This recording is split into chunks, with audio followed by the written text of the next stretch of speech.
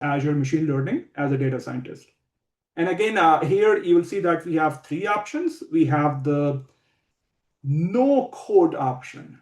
So without writing any line of code, you can train your machine learning model like the business need. Do you want to predict something? Do you want to classify something? And it will be able to create the model, train it, and you can later on start using it to predict the values and so on. Or if you want to have more control over the process, use this designer-based approach. So the designer-based approach lets you drag and drop more complex activities, fine-tune the activities in a more sophisticated manner. Or if you are a programmer, then in that case, write your code in the form of Python notebooks.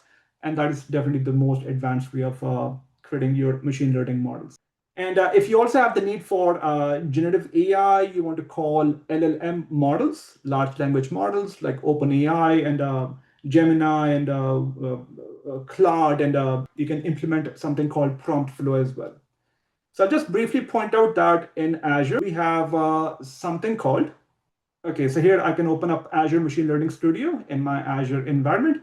And you can see that here we are able to use this automated ML if you want to use the no code option. This is the minimal effort kind of scenario where you're able to simply just specify exactly what type of problem you want to solve. Do you want to have time series based forecasting or classify data as yes, no, true, false kind of thing, or not a customer, buyer, not a buyer kind of scenario, you can use these options. This is the no code option.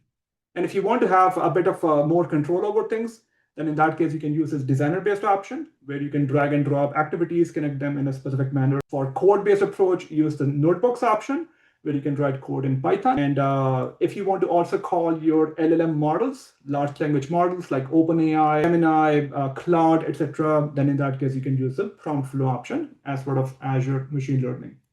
And moving forward, Azure Machine Learning will eventually become a part of Fabric. So everything will be integrated just in Fabric.